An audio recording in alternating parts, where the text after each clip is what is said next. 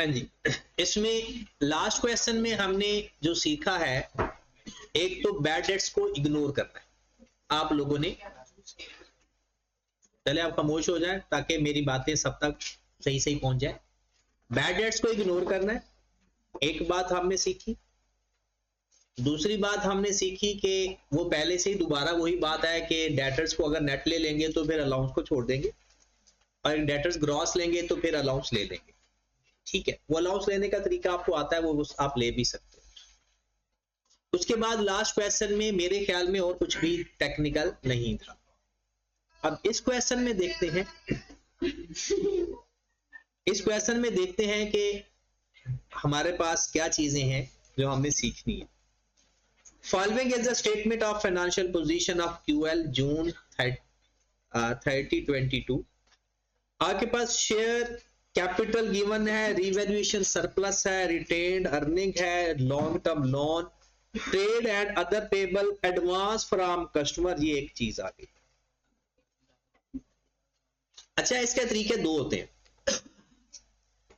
या तो एडवांस इसको एज अ लायबिलिटी ट्रीट करो, या फिर जो ट्रेड रिसीवेबल है उनके साथ नेट कर लो पहले, बाद में ट्रीटमेंट कर लो। वो ज्यादा लेंथी तरीका हो जाएगा।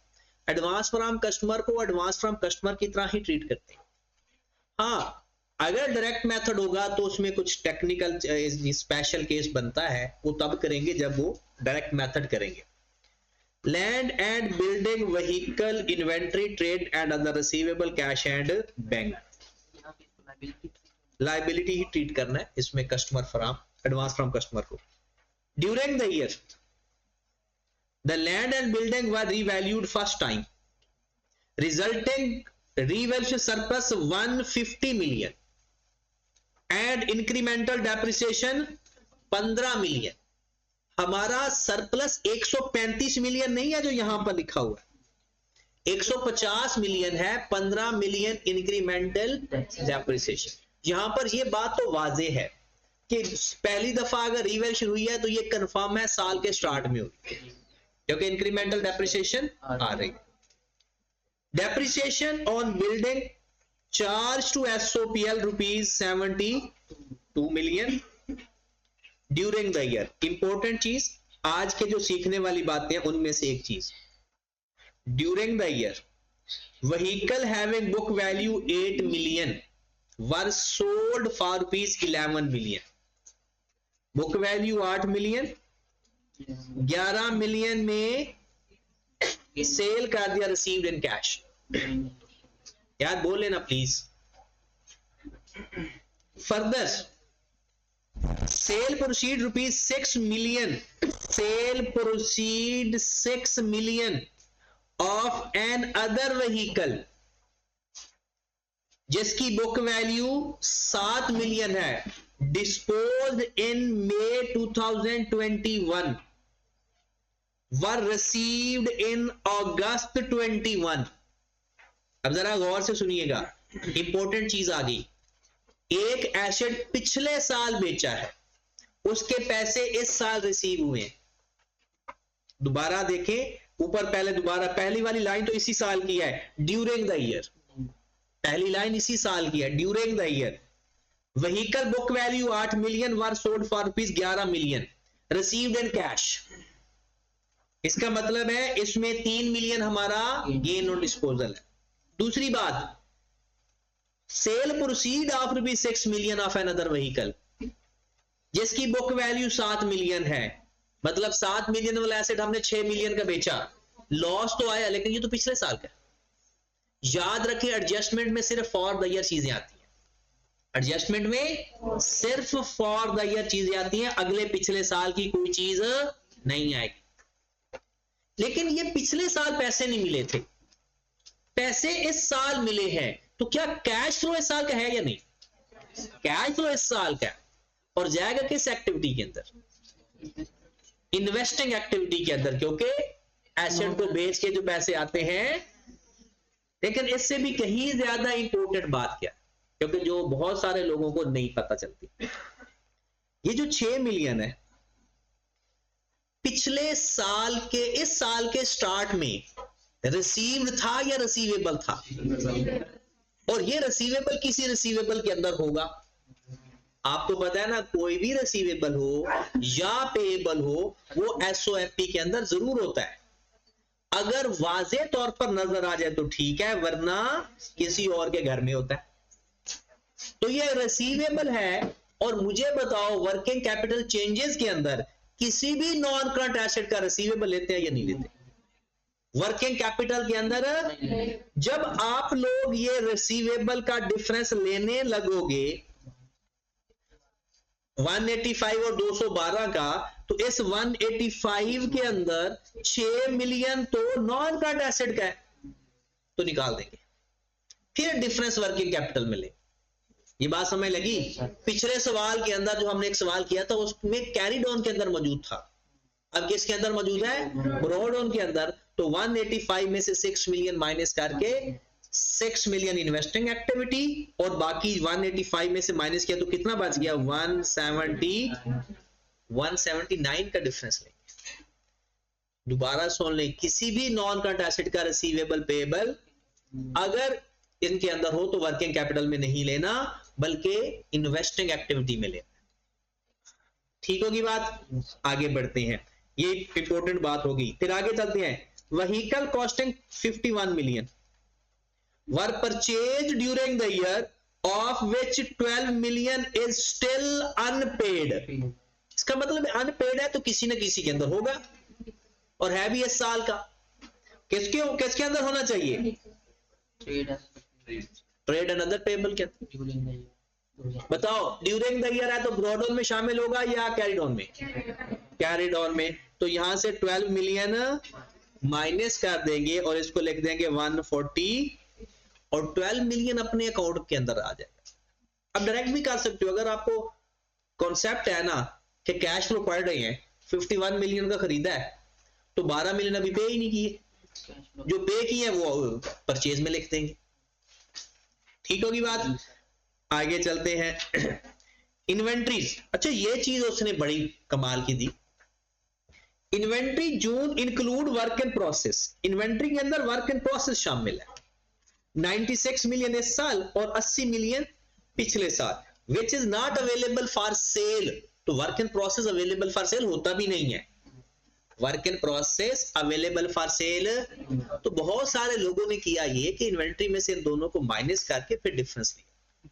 तो मुझे बताओ, मैन्युफैक्चरिंग के केस में इन्वेंट्री क्या सिर्फ फिनिश्ड गुड्स होती है, या raw material, work in process और फिनिश्ड गुड्स? तो अगर इन्वेंट्री के अंदर वर्क इन प्रोसेस शामिल है तो इसमें कौन सी गलत सी बात है? ये कोई और किसी घर में घुसा हुआ या अपने घर में घुसा हुआ है? इन्वेंट्री ही है, तो इन्वेंट्री में शामिल है, तो इसका कुछ भी नहीं करना था। लेकिन हमारे जो अबावजदाद थे, जो पहले ये सवाल जब पेपर में आया था, उन्होंने इन्वेंट्री में से माइनस करके फिर इन्वेंट्री का डिफरेंस लिया, हालांकि ये इन्वेंट्री ही है, तो इसमें कैश फ्लो में कोई चक्कर चुक्कर नहीं था। फिर अगली बात, इंटरेस्ट और loan for the year amounting 48 million. Interest for the year 48 million, of which 14 million was capitalized in the cost of the building। इसका मतलब है जो ऑपरेटिंग एक्टिविटी में आने वाला इंटरेस्ट है ना, वो 48 नहीं है, और जो कैपिटलाइज किया उसने किधर जाना है? जो इंटरेस्ट कैपिटलाइज होने वो तो पूरा नॉन करंट एसेट बन गया। और एडजस्टमेंट में तो हम ऑपरेशन लेते हैं, ऑपरेटिंग एक्टिविटी एसओपीएल की चीजें लेते हैं। तो ये 48 मिलियन की बजाय इसमें से 14 मिलियन माइनस कर देंगे, इस 14 मिलियन को लेकर जाएंगे नॉन करंट एसेट के अंदर, और ये जो 48 मिलियन है ये हमारी एडजस्टिंग एक्टिविटी के अंदर। ठीक होगी बात? 48 मिलियन इंटरेस्ट है लोन के ऊपर, कहते हैं इसके ऊपर जो 14 मिलियन है ना वो कैपिटलाइज किया हुआ है हमने, तो जो कैपिटलाइज किया है वो नॉन करंट एसेट में जाएगा, वो इन्वेस्टिंग एक्टिविटी का हिस्सा बनेगा, वो ऑपरेटिंग एक्टिविटी में नहीं जाएगा। इंटरेस्ट पे तो करना है ना, तो वो इन्वेस्टिंग एक्टिविटी में पे करेंगे ना, जाके कहां पे करेंगे? इन्वेस्टिंग एक्टिविटी के अंदर पे करेंगे ना, ऑपरेशन के अंदर तो नहीं है, ये ऑपरेटिंग एक्टिविटी का हिस्सा ही नहीं है।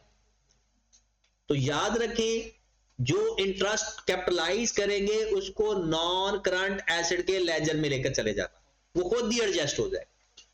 और जो ऑपरेशन का है मतलब जो नॉर्मल इंटरेस्ट है वो अपनी जगह पर आएगा। Following dividend were announced for the year ended 30th जून 22-21। 2022 हमारा साल पता है कौन सा है? जून 2022 में 20% interim bonus shares, 15% final cash, इसको क्रॉस कर दें। और 2021 का 5% बोनस शेयर्स एंड 10% फाइनल, ये इंटरम 2021 का क्रॉस कर दें और 10% फाइनल कैश डिविडेंड ले। एंट्री पास करनी है, एंट्री के बगैर आगे नहीं बढ़ना। डनों की बात। जहां तक पहले एंट्रीज पास करते हैं, खास तौर पर इन दोनों की, दो रिटेन अर्निंग के सॉरी डिविडेंड की, 20% interim bonus shares. Bonus shares क्या एंट्री पास? पहले 2021 पे देखते हैं ना। 10% final cash dividend, retain earning to cash, entry pass होगी रिटेन अर्निंग डेबिट कितनी अमाउंट से? 400 का 10% ले लो।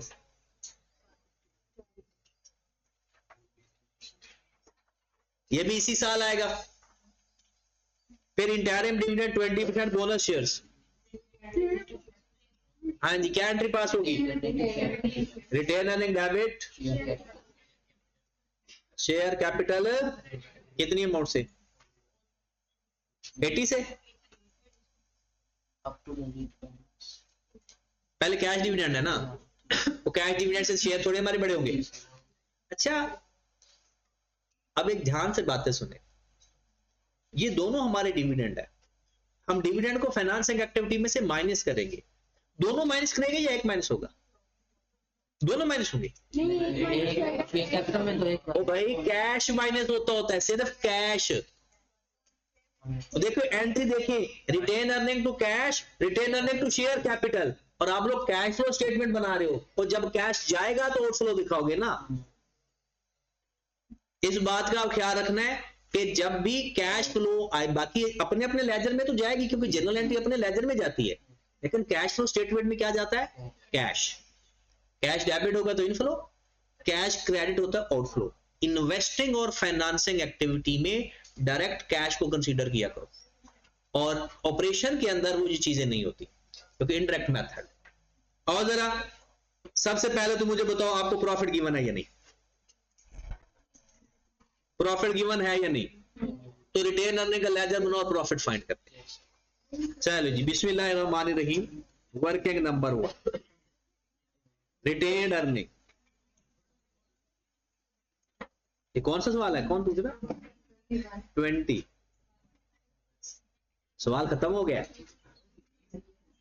अच्छा, आपने अभी आए, ठीक है जी। ब्रॉड ऑन कितना है? 325। और कैड ऑन कितना है? अच्छा, कैश फ्लो का सवाल हो या कोई भी सवाल हो, अपने ऊपर भरोसा रखा करो, रिलैक्स होकर सवाल किया करो, जितना हो सकता कर दिया करो। ब्रॉड ऑन कितना है? 325। कैरिड ऑन कितना है? 337। जहां जहां रिटेन अर्निंग इफेक्ट हो रहा है ना, फौरन ले आओ। सबसे पहले पॉइंट नंबर 1 में भी रिटेन अर्निंग पढ़ाओ। पॉइंट नंबर 1 के अंदर है गई इंक्रीमेंटल डेप्रिसिएशन। क्या एंट्री पास की होगी आपने? OCI debit, retain earning, OCI या revaluation surplus.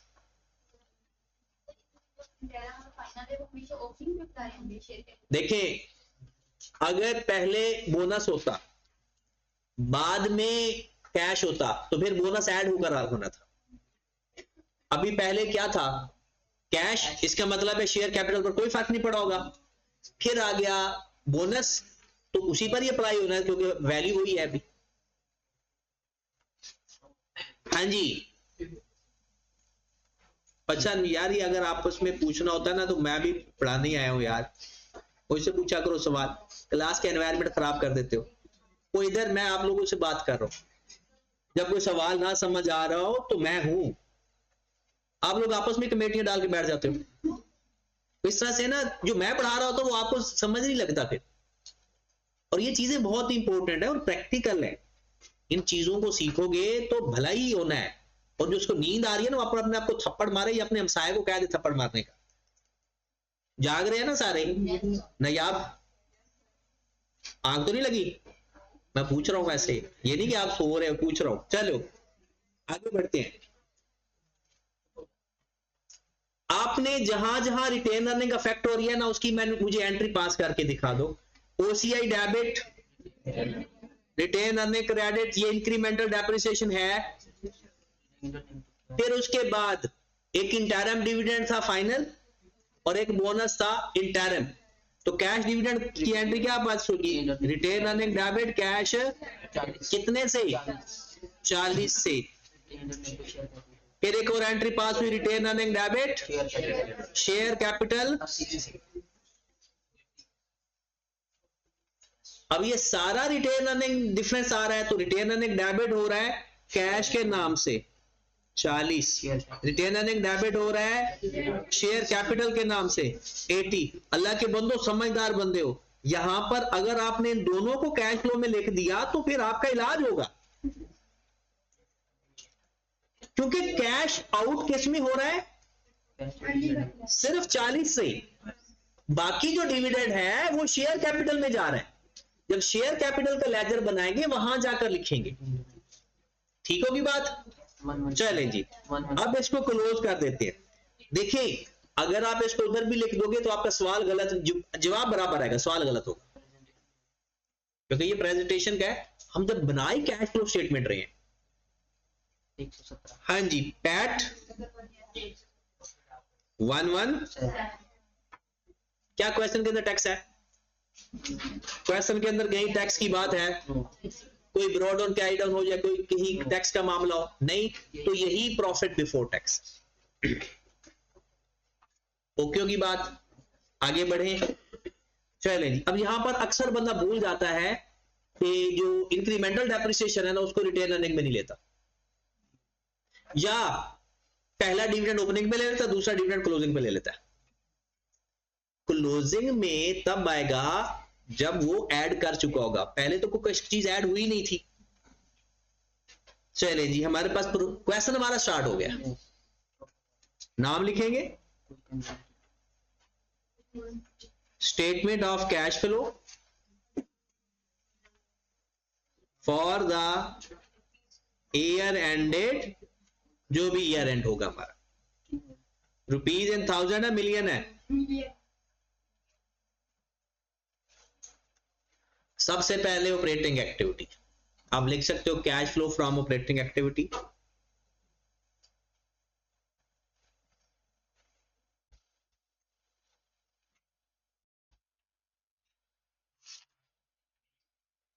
Profit for the year या प्रॉफिट बिफोर टैक्स। अगर टैक्स हो ही ना तो प्रॉफिट फॉर द ईयर लिख दिया करो, क्योंकि टैक्स तो है ही नहीं। 117 एडजस्टमेंट।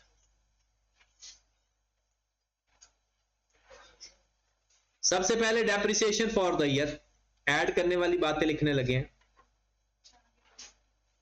क्वेश्चन के अंदर ही गिवन है depreciation for the year 72 million.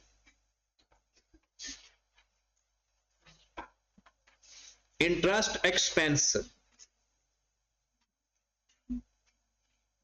48 minus 14, 48 minus, ये 14 कौन सा वाला माइनस किया भला? जो नॉन करंट एसेट है। 34, उसके बाद 8 से 11 माइनस कर देना है, लेस गेन ऑन डिस्पोजल, और वो भी सिर्फ इस साल का। चीजें याद रखा करो, ऑपरेटिंग एक्टिविटी के अंदर फॉर द ईयर चीजें आती हैं। एडजस्टमेंट के अंदर, जो इस साल की होंगी, इसके अलावा किसी और साल की नहीं चीज आएगी एडजस्टमेंट के अंदर। तो इस साल का गेन कितना आया? 3 मिलियन, माइनस कर देंगे। उसके बाद ये एसेट खरीदा है, इन्वेंट्री, सारा कुछ हो गया, कोई चीज और रह तो नहीं गई, डिविडेंड हो गया, ये सारी चीजें हो गई। प्रॉफिट बिफोर वर्किंग कैपिटल 220, ठीक होगी बात। अब चलते हैं वर्किंग कैपिटल चेंजेस के अंदर। ये तो 72 मिलियन डेप्रिसिएशन बिल्डिंग के व्हीकल की। अच्छा, उसने लिखा है डेप्रिसिएशन ऑफ बिल्डिंग, और यहां पर हमारे पास लैंड एंड बिल्डिंग भी है और व्हीकल भी है। अच्छा, दो, तो वही उसकी ना लेजर बना लेते हैं, क्योंकि उसने 72 हमें बिल्ड बताई हुई है बिल्डिंग की, व्हीकल का लेजर बना लेते हैं, वहां से डेप्शन फाइंड हो जाएगी। व्हीकल पे आओ जरा, ब्रॉडन कितना है? 96,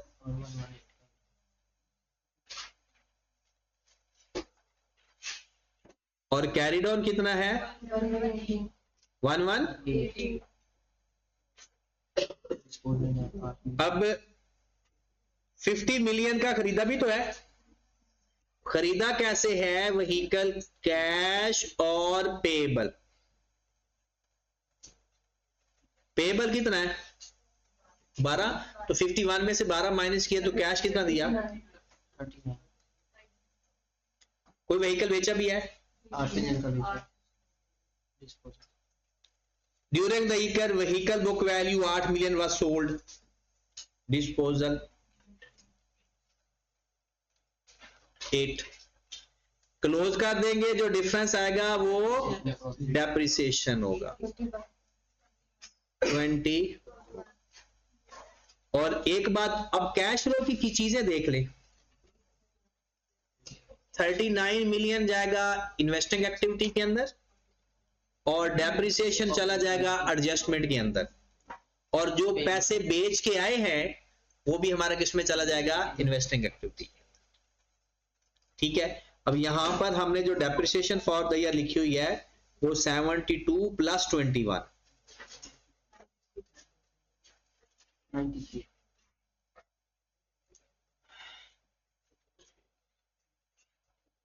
हाँ जी, टोटल बताएं। 241। ओके होगी बात? चलें जी, अब आ जाए वर्किंग कैपिटल चेंजेस की तरफ। वही टेक क्रॉस करते हैं जरा। हाँ जी, एक हमारे पास trade and other receivable, advance from customer, inventory, trade and, उसमें से हम पहले ही माइनस करके रख चुके हैं, जिसको माइनस करना है हम उसको पहले ही माइनस करके रख चुके हैं। चलो जी, करो बिस्मिल्लाह फिर। हाँ जी, सबसे पहले 142 से 148 इंक्रीज इन अकाउंट पेबल 6 से,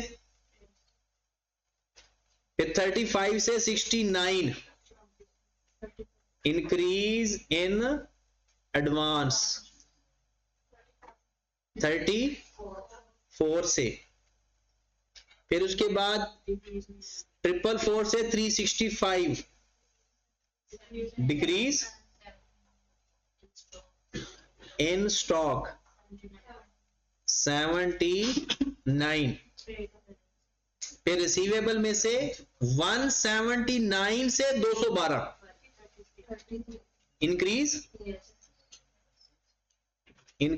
इन account receivable 30। Done. Cash generated from operation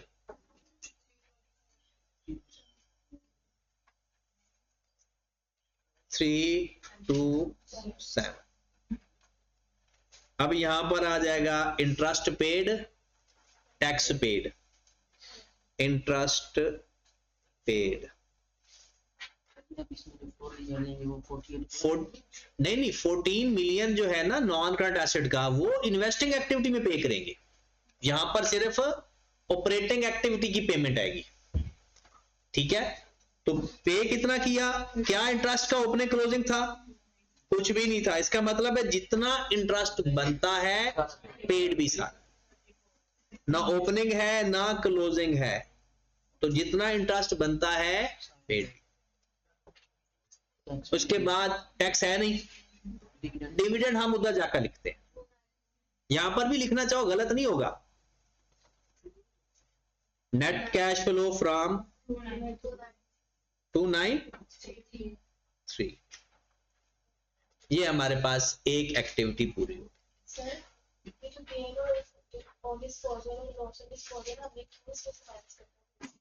क्यों माइनस नहीं कर रहे, रिवर्स कर रहे, क्योंकि ये ऑपरेटिंग एक्टिविटी नहीं है। ये कौन सी एक्टिविटी है, इन्वेस्टिंग। और वहां जाकर हम लिखते तो है कैश फ्रॉम डिस्पोजल, उसके अंदर गेन या लॉस होगा तो उसके अंदर होगा, और लिखना भी कैश फ्लो होता है। तो जो ऑपरेटिंग एक्टिविटी है ही नहीं, तो इसलिए यहां रिवर्स कर देते हैं और उसको अपनी अपनी जगह पर जाकर लिख देते हैं। प्रेजेंटेशन का इशू है बस जी। चलें जरा इन्वेस्टिंग एक्टिविटी पे, cash flow from investing activity.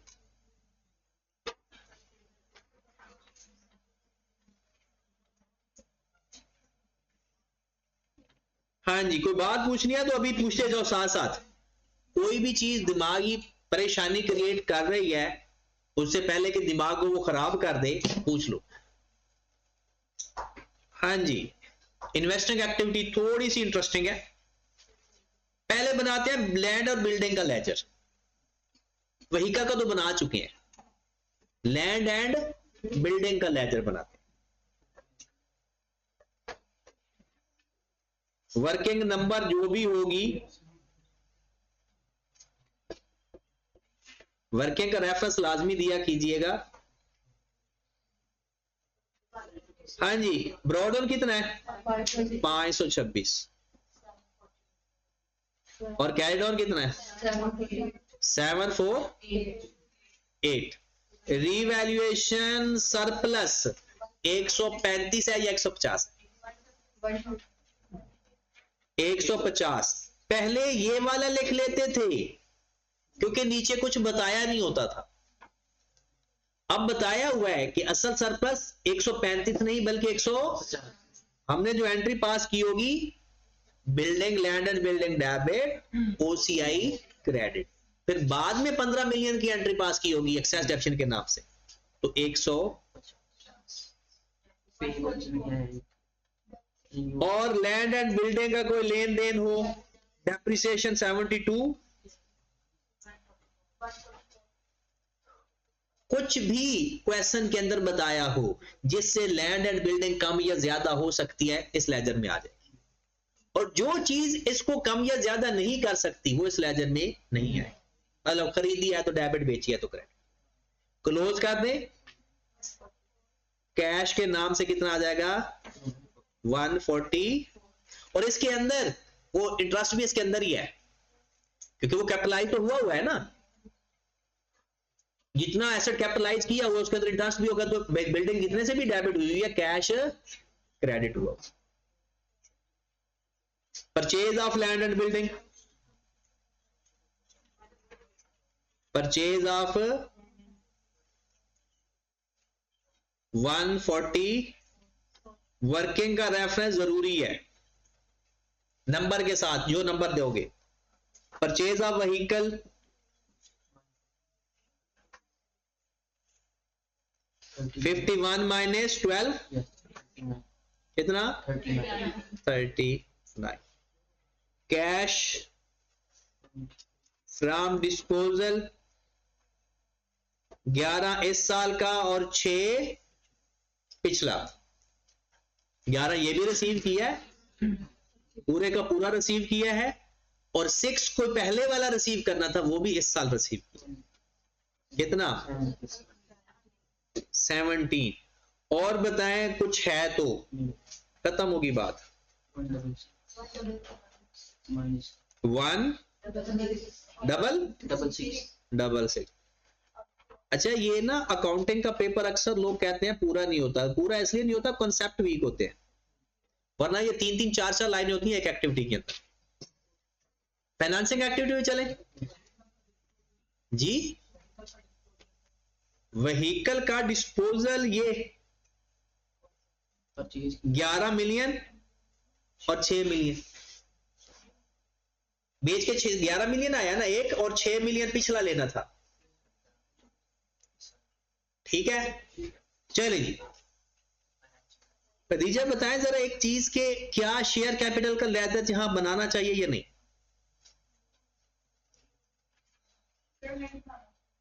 बनाना चाहिए। भला क्यों? मैंने आपको यह बताया था कोई भी एडिशनल इंफॉर्मेशन में जो चीज हिट हो रही है ना, लेजर बना लोगे जिंदगी आसान हो गई। तो हमने जो बोनस शेयर दिए थे उसकी एंट्री क्या पास की थी? Retain earning debit share capital credit. Ledger बनाकर चेक कर लेते हैं कोई नया शेयर कोई कैपिटल तो नहीं हुआ। चलें जी, cash flow from financing activity.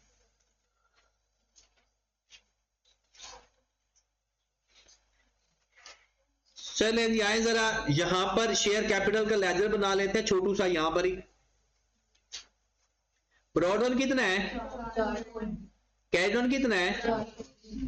क्या ड्यूरिंग द ईयर कोई चेंज आया था या एडिशन आया था? कैसे? Retain earning debit share capital credit. तो शेयर कैपिटल क्रेडिट कर दो किस नाम से? कितनी अमाउंट से?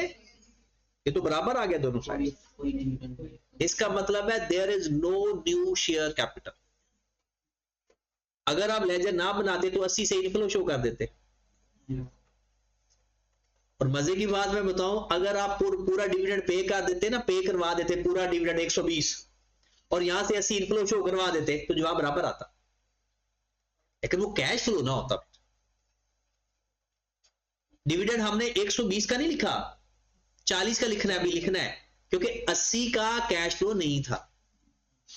तो इसका मतलब है कोई भी शेयर कैपिटल डिविडेंड पेड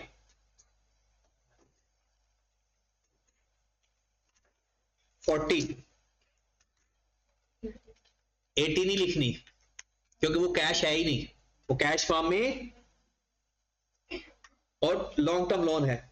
460 से 300 सॉरी, वैसे मैंने पहले भी दोबारा बताई है। एंट्री बताते हैं, एंट्री पास करें जरा। शेयर कैपिटल 2 डिविडेंड है ना, किधर है डिविडेंड हमारे?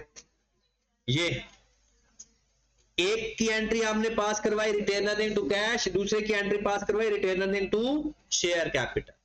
इसका मतलब है ये जो कैश फॉर्म में ये हमारा आउटफ्लो है, और जो शेयर दे दिए इसका मतलब है उसकी वजह से हमारा कैश आउटफ्लो नहीं हुआ।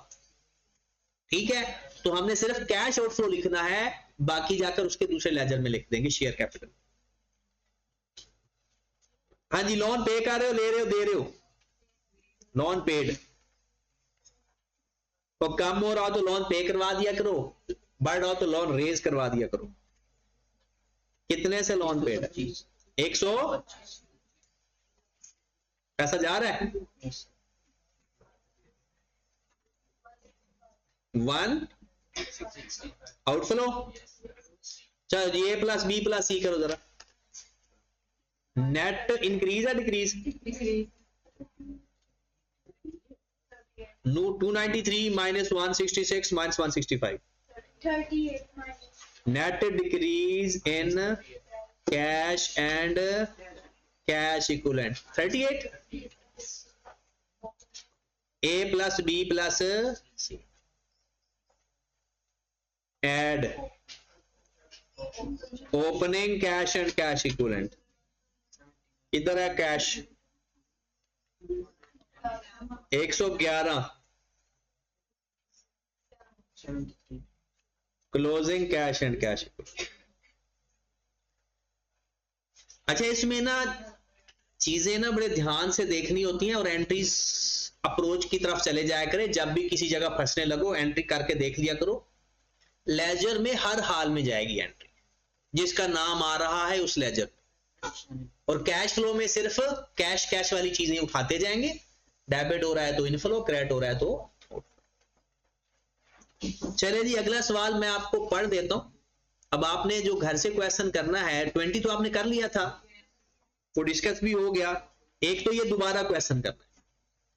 आओ जरा 22 पे, उसकी सिर्फ रीडिंग करनी है मैंने आपके साथ जी। लिखा तो है,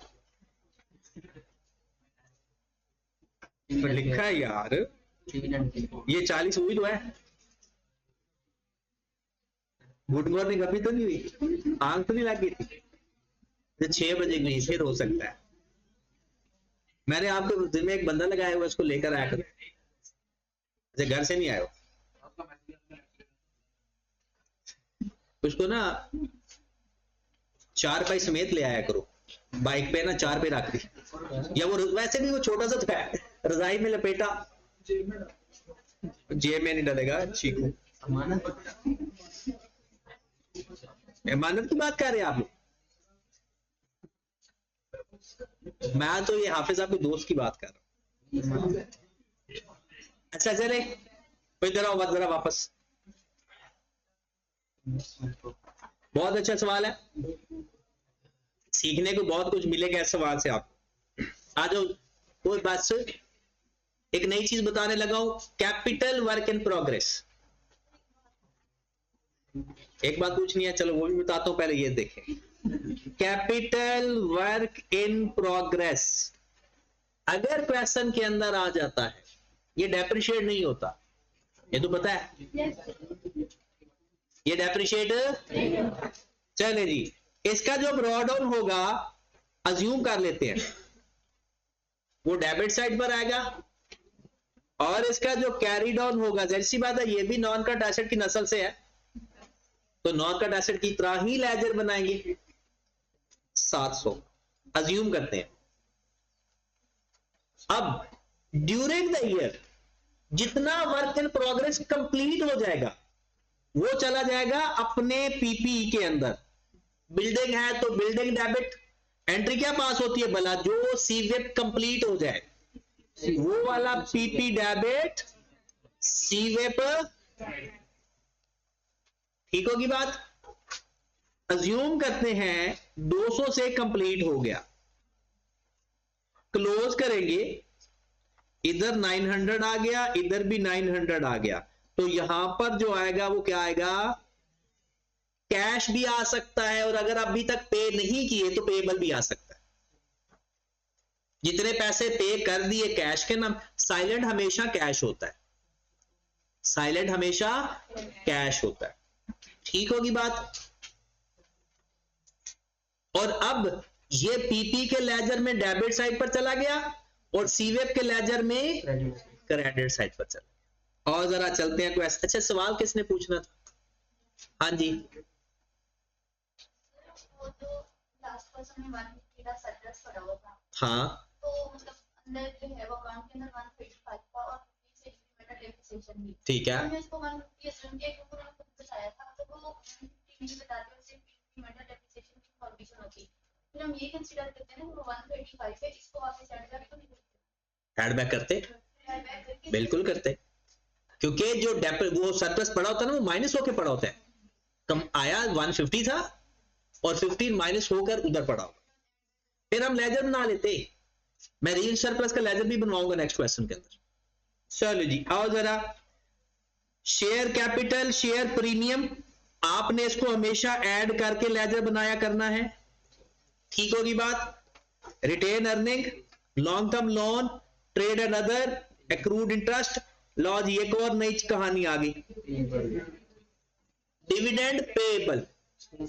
अब सुनिएगा, गौर से बात सुनिए, अगर क्वेश्चन के अंदर डिविडेंड पेएबल हो, अगर क्वेश्चन के अंदर डिविडेंड पेएबल हो, तो याद रखें जो रिटेन अर्निंग से डिविडेंड आएगा वो आएगा dividend for the year. Silent होता है इसलिए हम पेड भी वही लिख देते हैं। अगर उसका ओपनिंग क्लोजिंग बैलेंस होगा तो फिर उसका भी लेजर बनेगा। यहां पर क्या होगा, यहां पर मैं लिखूंगा ब्रॉड ऑन रिटेन अर्निंग का, यहां पर लिखूंगा कैरिड ऑन, यहां पर आएगा पैट और यहां पर आएगा डिविडेंड आता है यहां डिविडेंड। हम ये वाला डिविडेंड हम लिख देते होते हैं कहां पे, फाइनेंसिंग एक्टिविटी में। बट अगर डिविडेंड पेबल का लेजर गिवन हो, डिविडेंड पेबल का लेजर गिवन हो तो फिर लेजर बनाएंगे उसका भी जैसे इंटरेस्ट का बनाते हो। तो ये चीज होगी, एसओपीएल तो नहीं कह सकते, तो एसओपीएल की तरह कह सकते। जब डिविडेंड लिखेंगे ना तो ब्रॉड ऑन प्लस ये वाला माइनस, तो जो आंसर आएगा वो पेड माना जाए। बिल्कुल एज इट इज वैसे ही बनाएंगे जैसे इंटरेस्ट पेएबल का लेजर बनाते हैं। यहां पर ब्रॉड ऑन आ जाएगा, यहां पर कैरिड ऑन आ जाएगा, यहां पर रिटेन और यहां पर कैश। बिल्कुल वैसे ही जैसे आप लोग इंटरेस्ट पेएबल का लेजर बनाते हो या इंटरेस्ट पेएबल की लाइन लिखते हो। ऐसा कब करना है, जब क्वेश्चन के अंदर डिविडेंड क्या डिविडेंड पेएबल को वर्किंग कैपिटल चेंजेस के अंदर लेंगे, लायबिलिटी साइड पर है नहीं, इसको वर्किंग कैपिटल चेंजेस के अंदर आपने बताया, जिस जगह मैंने लिखवाया था ना कि किस किस को डिविडेंड नहीं लेते वर्किंग कैपिटल के अंदर, वो जाकर एक दफा पढ़ लेना। टैक्स पेबल कभी भी किसी भी सिचुएशन पे घबराने की बजाय फोकस करने वाली बात है। जैसे यहां पर लिखा हुआ है टैक्स पेबल और यहां पर लिखा हुआ है एडवांस टैक्स, आप परेशान हो जाओगे अब हम क्या करें। सर ने तो हमें सिर्फ टैक्स पेबल का लेजर सिखाया था, ऐसा तो कोई कभी था ही नहीं। और जो चीज उल्टी गिवन है आप भी उल्टा कर दिया करो। अब मुझे बताओ, वैसे अगर मैं एक लाइन लिखूं, ब्रॉड ऑन लिखता हूं, ब्रॉड ऑन है, plus tax for the year लिखेंगे जो नीचे को गिवन होगा, माइनस करता हूं कैरिड ऑन, ये कह दो इधर नहीं इधर है तो मैं भी फिर इधर कर दूंगा, मतलब प्लस कर दूंगा। और जो चीज जब है वो एक लायबिलिटी की बजाय एसेट बन गया, लायबिलिटी की बजाय एसेट बन गया, तो मैं भी प्लस की जगह माइनस और माइनस की जगह, लेकिन ये फॉर द ईयर को नहीं छेड़ूंगा, मैं लेजर बनवाता हूं। छोड़िए सारी बातें। टैक्स का टैक्स पेएबल मेरा ब्रॉड ऑन एसेट होता लायबिलिटी, ब्रॉड ऑन पेएबल हो तो लायबिलिटी, और अगर रिफंड हो या एडवांस हो तो ऐसे ब्रॉड ऑन। कितना 230, एसओपीएल इधर आएगा। अब जरा सुनिएगा, अगर मेरा इंटरेस्ट क्लोजिंग पेएबल होगा तो कैरिड ऑन यहां पर आएगा, और अगर ये रिसीवेबल या एडवांस या रिफंड हो तो फिर कैरिड ऑन यहां पे आएगा। बिल्कुल ऐसे ही अगर एडवांस टैक्स का ब्रॉड ऑन पड़ा होगा तो यहां पर आएगा, एसेट बनता है ना फिर, और एसेट का कैरिड ऑन। अब इस क्वेश्चन के अंदर 36 और यहां पर अमाउंट लिखेंगे तो सबको जब ऐड करेंगे तो आंसर में बैलेंसिंग फिगर क्या आ जाएगी। और ये ना दिमागी तौर पर ट्रिक होते हैं कि अगर कभी सिचुएशन ऐसी आ जाए जो हमने ना पढ़ी हो तो फिर ये देखना होता है कि अच्छा वो साइड कौन सी है, वरना सिंपल लेजर बना लो। हाँ जी, कंबाइन लेजर बनाते हैं, जब हमने इनकम एक्सपेंस का कंबाइन लेजर नहीं बनाया करते थे टीआरसी में, बिल्कुल वही है। आगे बढ़ते हैं, यहां पर आए प्रॉपर्टी प्लांट एंड इक्विपमेंट आ गया, कैपिटल वर्क इन प्रोग्रेस। लो जी, एक नई चीज भी ऐड होगी, वो इन्वेस्टमेंट प्रॉपर्टी को बुला नहीं है, ये भी इन्वेस्टिंग एक्टिविटी है, ये भी इन्वेंट्री पुरानी, रिसीवेबल पुराने, इसका बता दिया। आगे बढ़ते हैं। अब क्योंकि ये सिर्फ डिस्कस करना है इसलिए ध्यान से सुन ले, करना आपने खुद ही है। Interest payment 700 of which 300 million capitalized in work in repeated चीज आ गई है नहीं, ये चला जाएगा कैपिटल वर्क इन प्रोग्रेस के अंदर, और ये चला जाएगा, इसमें से 400 चला जाएगा अपना नॉर्मल। फिर the transfer from capital work in progress to property plant and equipment, property plant and equipment में डेबिट सीवेप के नाम से, और सीवेप में प्रॉपर्टी प्लांट एंड इक्विपमेंट के नाम से credit. An old machine costing 520 million, BV 350 million was traded in the new machine 600 million on the payment of laws. एक और इंपॉर्टेंट बात है, मैंने वैसे बताया था, फिर भी सुन लो, सुन रहे हैं ना सारे? सबसे मुराद है सबकी बात कर रहा हूं, किसी एक आधे को छोड़ना नहीं है। स्पेशली रजा तो वैसे ही ना वो छुप के बैठ जाता है, एक आता ही लेट है। वैसे ये ग्रुप में बड़ा एक्टिव है, क्लास में सबसे कम एक्टिव यही रहता है। ग्रुप में ऐसा कुछ सिचुएशन होती ना तो मैं भी ग्रुप के अंदर ही नजर आ जाता, फिर आप उधर से भी भाग जाना। चले सुने, एक्सचेंज के केस में जो मेरा एसेट आएगा डेबिट एक्सचेंज के नाम से, जाएगा डिस्पोजल के नाम से, और कैश फ्लो में सिर्फ कैश आएगा, उसका अकाउंट में पूरी अमाउंट जाएगी। जब आप लोग पीपीई का लेजर बना रहे होंगे, जो एडिशन एक्सचेंज का आएगा वो पूरी अमाउंट आएगी, डिस्पोजल भी जिस वैल्यू पे बना रहे होगे उसी तरह से आएगा। कैश फ्लो स्टेटमेंट के अंदर एक्सचेंज के केस में सिर्फ और सिर्फ कैश इन्वॉल्व जाता है। पे कर रहे हो तो आउटफ्लो और आ रहा है तो इनफ्लो। अब इसमें आपने क्या किया है, पेमेंट 200 मिलियन की, तो कैश फ्लो स्टेटमेंट के अंदर ये 200 मिलियन हमारा क्या हो जाएगा, किस एक्टिविटी के अंदर, इन्वेस्टिंग एक्टिविटी के अंदर। अच्छा, इसके अलावा आपने लेजर बनाया, इसके अलावा यहां पर कैश आ गया, वो अलग से आउटफ्लो होगा, वो एक्सचेंज के अलावा कोई एसेट खरीदा है। DL acquired an investment property 300 million, of which 125 million still unpaid. अब इसको तो अब करने की जरूरत नहीं है, क्या करेंगे भला, इसका अदर पेबल से निकाल दें और 300 में से 125 माइनस करके आउटफ्लो कर दें, और इसका एक लेजर बनाएंगे। अगर ये देखेंगे ये फेयर वैल्यू गेन या लॉस पे है तो वो भी नॉन कैश आइटम है, और इसकी डेप्रिसिएशन भी आ सकती है अगर ये कॉस्ट मॉडल पे हुआ। फेयर वैल्यू मॉडल पे हुआ तो फेयर वैल्यू गेन या लॉस आएगा। इन्वेस्टमेंट प्रॉपर्टी के मैं दोनों लेजर बनवा देता हूं, इन्वेस्टमेंट प्रॉपर्टी कॉस्ट मॉडल पे, investment property fair value model पे। तो ये आपको आता है, हमें परेशान हो रहे हो। Opening, closing, cash, disposal, depreciation. Depreciation चाहिए तो इस लेजर से मिल जाएगी, और एडिशन चाहिए तो इससे मिल जाएगी। एडिशन आपका अकाउंट पेएबल से भी तो हो सकता है, उधार वाला। अगर फेयर वैल्यू मॉडल पे है तो ब्रॉ डाउन, कैरी डाउन। यहां पर फेयर वैल्यू लॉस और यहां पर फेयर वैल्यू, दोनों में से को जो आएगा, यहां पर फिर कैश और यहां पर डिस्पोजल। डेप्रिसिएशन इसमें होती नहीं। ट्रांसफर का केस भी आ सकता है। ट्रांसफर का केस भी आ सकता है, तो जो जहां से जा रहा है उधर क्रेडिट, जहां आ रहा है उधर।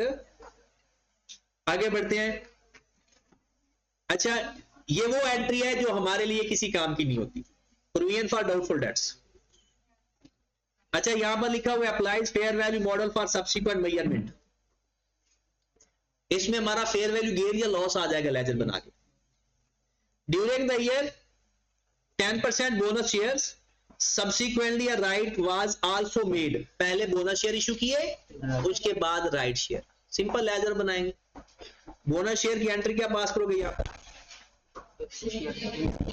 यहाँ पर देखते हैं, शेयर प्रीमियम डेबिट करोगे या रिटेन अर्निंग डेबिट करोगे? रिटेन अर्निंग, क्योंकि साल के शुरू में प्रीमियम, ये जो प्रीमियम है ना, ये बाद में राइट शेयर वाला है। The tax charge for the year 750 million, 30% of the profit. अच्छा, बहुत सारे लोग इस सवाल में घबरा गए। 750 मिलियन हमारा टैक्स है जो कि प्रॉफिट का 30% है, तो 750 divided by 30 multiplied by profit आ जाएगा, और given over given multiplied by 750 हमारे पास टैक्स है जो कि प्रॉफिट का 30%, तो प्रॉफिट यहां पर आ गया हमारे पास। डीएल क्लासिफाइड डिविडेंड, हाँ ये भी एक अच्छी चीज थी, ये आपने बतानी है। DL classified dividend and interest in a way that keep cash flow from operating activities higher. कहते हैं इस तरह से प्रेजेंट करो ऑपरेटिंग एक्टिविटी का आंसर ज्यादा आए, इसका मतलब इसको फाइनेंसिंग एक्टिविटी में लेकर जाओ। अगर इसको ऑपरेटिंग एक्टिविटी में लेकर जाएंगे इन दोनों को, तो वो तो ऑपरेटिंग एक्टिविटी का आंसर कम होगा। कहता है इस तरह से प्रेजेंट करो कि ये हायर। ठीक होगी बात? चलें जी, आप लोगों ने क्वेश्चन जो करके आना है घर से 21, 22। नाम इसके एक डॉल्फिन वाला है, एक पिजन वाला है।